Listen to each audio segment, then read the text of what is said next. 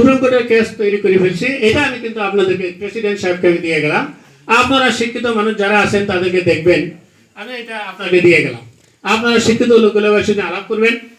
আর 2 নম্বর কথাটা হলো, দেখেন এই যে নাগরিকত্ব জিনিসটা হলো একটা সেন্ট্রাল জিনিস। ভারতের নাগরিক, তাই না ভাই? আসামের নাগরিক হয় কি? হয় না, ভারতের নাগরিক।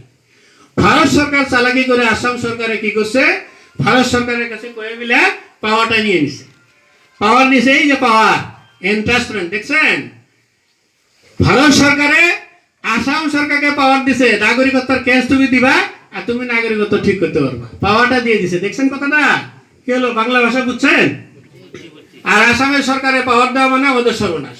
কারণ সব আসাম আন্দোলনে তারা অফিসার, তারাই আমাদেরকে বানাইবে। এই পাওয়ারের বিরুদ্ধে ফাইট করতে হবে যে নাগরিকত্ব আইন যেহেতু ভারতের নাগরিকত্ব অসমের নাগরিকত্ব নাই, এই পাওয়ারটাকে ক্যান্সেল করাইতে লাগবে। এই ডকুমেন্টটা আমি আপনাদের কাছে দিয়ে গেলাম, এগুলো আমার কাছে আছে ডবল। এইটা নিয়ে উনি পার্লামেন্টে উঠাইতে হবে।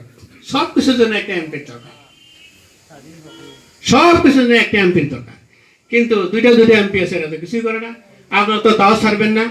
আরো এমপি যারা ভারতবর্ষ থেকে আসবে তাদেরকে বলতে